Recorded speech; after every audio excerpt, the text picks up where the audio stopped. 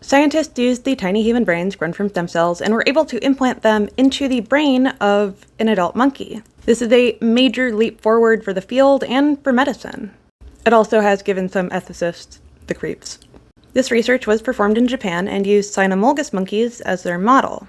What they found was that yes, it worked. When they implanted the brain organoids, they made axial projections, and the endogenous neurons in the endogenous vascular system accepted it and grew into it. They also found that it was most effective if they delayed treatment.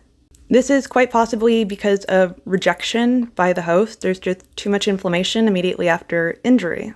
Prior to running the experiment with monkeys, they also used mice, and they found that using mouse stem cells resulted in a brain organoid that would overgrow and cause pressure in the brain of the animal, making humans probably the best bet, and that's great because it's also applicable to medicine. There's a lot of reasons that this is moving quite so slowly, and ethics is of course one of them, and a big consideration is, are there alternatives? Can you use a non-human primate? Could the same be done for a mouse? And the answer is no.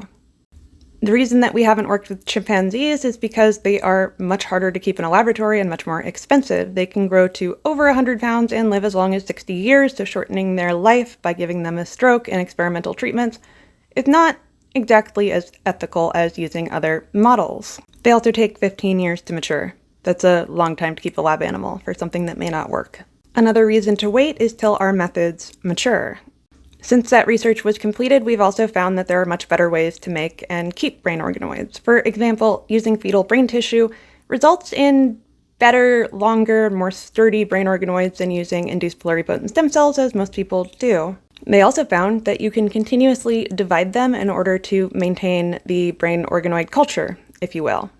As long as they aren't allowed to grow for too long and start to suffer hypoxia, yeah, you can just take a piece and keep on growing it. What do you think about the ethics of using human brain organoids to be implanted into simians, or mice, for that matter?